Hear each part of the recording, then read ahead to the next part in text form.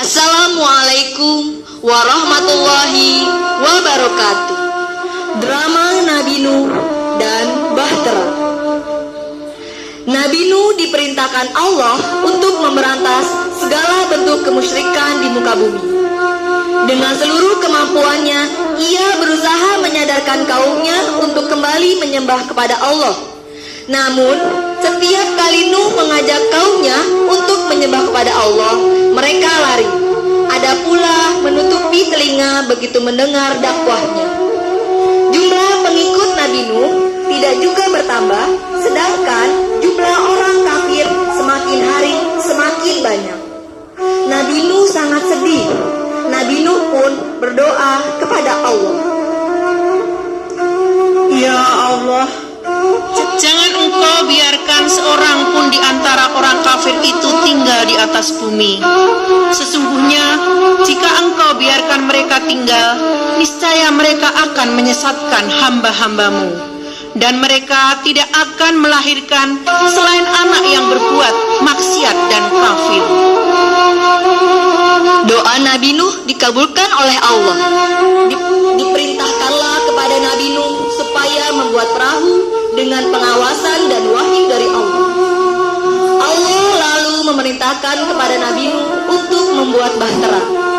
Suatu hari, istri Nabi Nuh melihat suaminya mendatangkan kayu-kayu dan menyuruh kepada pengikutnya untuk meletakkan kayu-kayu itu di tengah kota. Padahal kota itu jauh dari laut dan juga sungai. Apa yang engkau perbuat dengan kayu-kayu itu, wahai Nuh? Aku akan membuat sebuah bahtera. Mengapa engkau membuat bahtera? Sedang di sini tidak ada lautan atau sungai yang dapat melayarkannya. Bahtera ini akan berlayar ketika datang perintah Allah.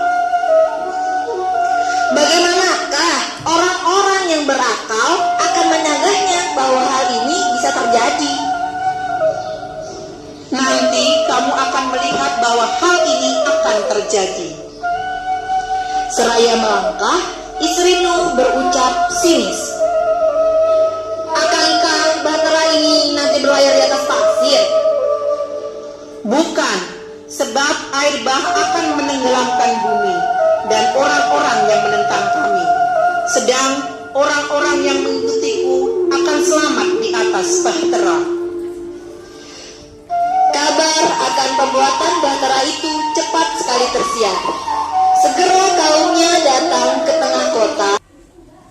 Akan selamat di atas bahtera. Kabar akan pembuatan bahtera itu cepat sekali tersiar. Segera kaumnya datang ke tengah kota, mengolok-ngoloknya. Seseorang pun berkomentar, kabar akan pembuatan bahtera itu cepat sekali tersiar. Segera kaumnya datang ke tengah kota, mengolok-ngoloknya. Seseorang pun berkomentar, apa ini wahai Nuh? Nyata sekali bahwa kamu ini akan datang dengan membawa bahtera kepada kami di sini, sehingga kami bisa naik bahtera yang kamu buat di atas padang pasir yang tandus. Yang lain dengan sengit ikut mengolok-olok.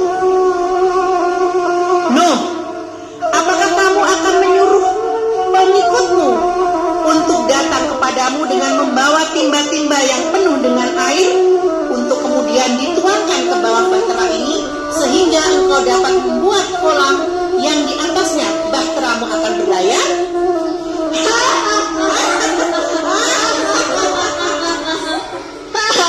Hal itu tentu saja akan memakan waktu bertahun-tahun. Tahukah kamu akan semua itu, Nuh? Dan air itu tentu akan diserap oleh pasir sebelum bahteramu berlayar.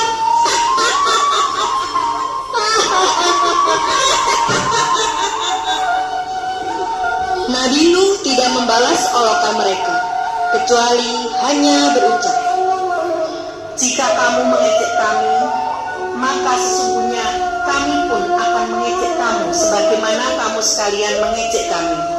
Maka kelak kamu akan mengetahui siapa yang akan ditimpa oleh azab yang menghinakan dan yang akan ditimpa oleh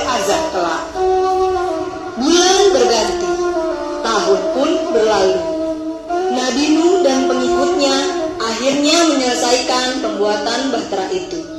Namun, ejekan yang datang dari kaumnya tak henti-henti melayan kepadanya.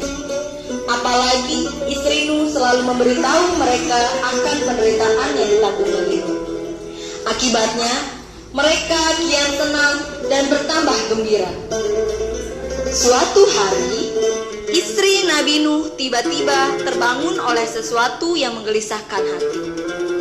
Ia segera bangkit dan menjumpai Nabi Nuh yang sedang mengumpulkan setiap dari jenis hewan dan burung, masing-masing yaitu sepasang.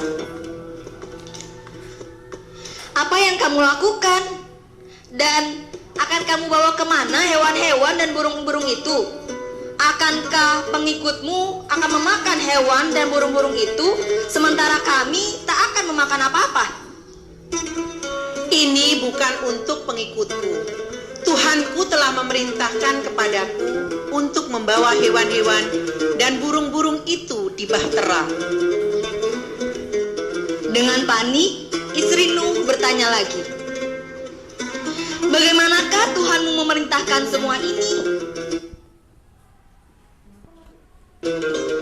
Kelak akan kubawa setiap pasang binatang dan semua pengikutku di dalam bahtera, tentunya dengan kebenaran yang diperintahkan oleh Allah kepadaku.